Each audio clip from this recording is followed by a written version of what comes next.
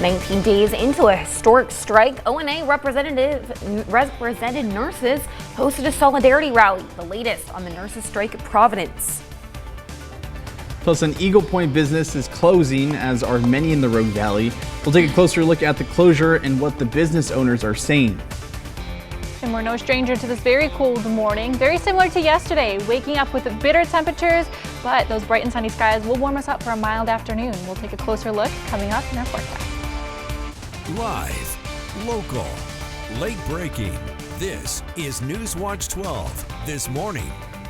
Good morning. It is 6:30 on January 28th as we take a live look out at I-5 in Phoenix from the Lazy Boy Furniture Galleries. Thanks for joining us for NewsWatch 12 this morning. I'm Brinkley Hill. And I'm David Alvarado. We first want to turn to Storm Tracker 12 meteorologist Sarah Kress with another look at our cold morning and what we can expect for the rest of the day. Yeah, we can expect some pretty mild temperatures for our highs today, but we got to make it past this frigid morning first. Right now, 24 degrees in Medford, 14 into Klamath Falls, Montague 14 this morning, 21 into Grants Pass. Heading over to the coast right now, 37 into Gold Beach, but as we move towards Port Orford, it is going to be a bit colder. Brookings into the 30s this morning as well.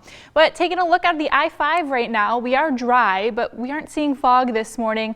Not too big of an impact at all. Throughout the day, it's going to be those colder temperatures. But taking a look at when we'll begin to warm up. So for most of the morning, we'll see our temperatures into the 30s.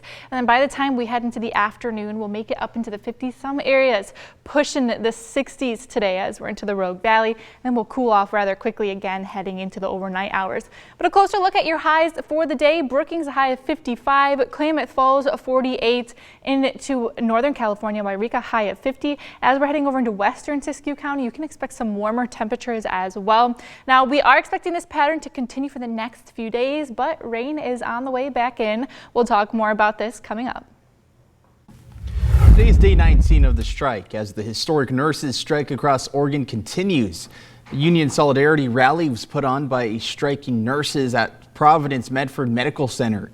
4 nurses represented by the Oregon Nurses Association who were there and spoke to an ONA nurse and multiple others. It's long. Not anything I ever expected that I'd be doing in my career. We act as a voice for all workers, and any union, any worker who's in a fight, we're there with them. This is the second time ONA has gone on strike while negotiating a new contract with Providence hospitals. The first strike happened last June. Providence Medford Medical Center issued the following statement to us. Saying, quote, rallies don't help reach contracts. Mediation and negotiations do. That said, the current proposals from ONA leaders are not sustainable. Based on what we've heard today, we anticipate an ongoing and lengthy walkout. Providence Hospitals and ONA will continue working with federal mediators. We'll continue following the ongoing nurses' strike closely and update you with any new information as soon as we learn more.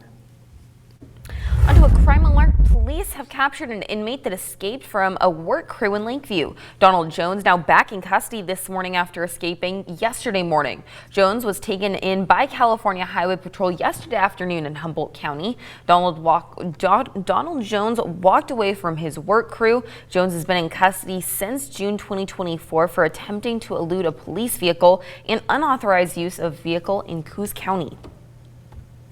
An Oregon law that went into effect back in 2021 limited the reasons for law enforcement agencies to release booking photos upon a person's arrest. As Aaron Ariano shows us, one man is now trying to give the public better access to mugshots while still respecting the laws that are in place. We're very good with the spirit of the original bill. I have friends that have done completely bizarre things and gotten arrested, and it's not who they really are. Michael Weber is co-founder and sole operator of Lane County Mugshots, a webpage with a large following that keeps people informed on crime in the area. But if you're making a career of being a criminal and you're being arrested, over and over and over again, then we as the public should be able to see these mugshots in order to help us. I mean, I don't know how many times we have people who have somebody in their backyard and it's on video. We used to be able to match up that picture. We could go, wow, this really looks like John Doe who was arrested last week. Weber is proposing this amendment to the existing law, saying mugshots belonging to those arrested more than once should be made available to the public. But to attorneys like Jennifer Lang Perkins, mugshots released upon any arrest can compromise the judicial process. We're still at the time of arrest at exactly the same low level of proof, regardless of whether you've had a prior arrest.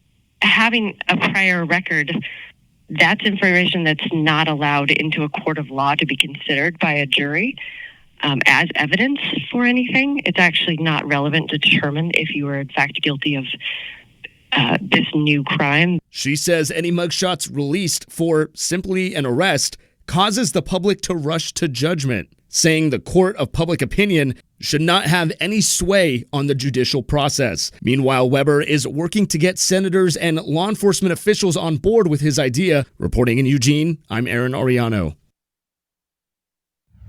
This morning, if you see smoke in some areas, don't be scared. There are prescribed burns and test fires happening.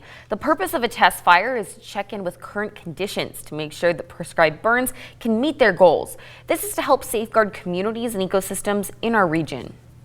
That means for us, for implementers, is we can continue to work off of that test fire as we continue to blackline this unit. This unit is going to be highly visible right behind me. You can see the Pitt River Bridge from I-5. So if you're driving on I-5, this is the smoke that you're seeing. And while we're in the thick of winter, ODF Southwest is focusing on next year's fire season. Multiple positions for the upcoming fire season, including entry-level and experienced firefighters, dispatchers, and detection specialists are available. ODF says approximately 130 jobs in Jackson and Josephine counties are open. Both Medford and Grants Pass offices are actively hiring. The deadline to apply for all positions is February 28th. A couple of fires this last weekend.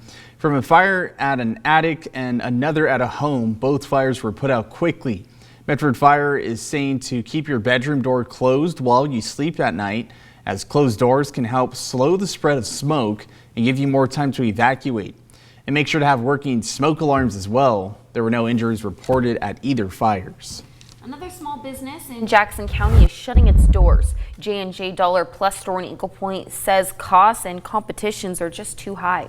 NewsWatch 12's Leaf column shows us how these closures could shape the valley's economy. Loved it. They just, the community came together here and we got to know a lot of people. A family-owned discount store on its last legs. J&J Dollar once filled wall to wall with everything from cards to cooking utensils.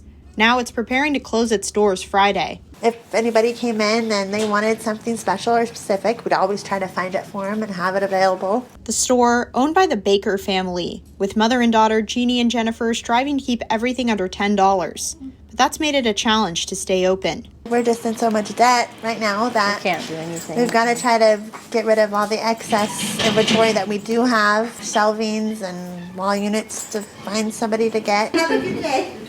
J&J isn't alone. In the past 6 months, at least 3 small businesses in Jackson County have shut their doors. The Bakers telling me they're thankful they've gotten to serve the community. My mom and I working together, it's been awesome. It's my been, granddaughter too. Yeah, we've been having a lot of fun doing it. In Eagle Point, I'm Leaf Column. Looking ahead to warmer weather and some outdoor activities, the Brit Festival Orchestra is announcing its lineup for 2025. Beginning June 12th, 4 guest conductors will lead the 63rd season. John Williams' score of Jurassic Park will be featured alongside classical favorites. Tickets for the Brit Festival will go on sale on February 24th. Tickets for the classical season are already on sale. More details can be found on our website. To head outside. It is looking rather nice today. We have to make it past that very cold start, but it will be a rather mild and comfortable afternoon. Bright and sunny sky conditions across the region and above average high temperatures. We are dealing with some impacts to our air quality this morning across the region, especially into our valleys. We should see improvements throughout the day, but expect to wake up tomorrow morning with the same impact. Now, taking a look at the next few days, it will stay mild and sunny for our Wednesday, even as we're heading into our Thursday. Pretty mild day, but into the evening we're expecting a switch up in this pattern. We'll talk more about it coming up in our next forecast.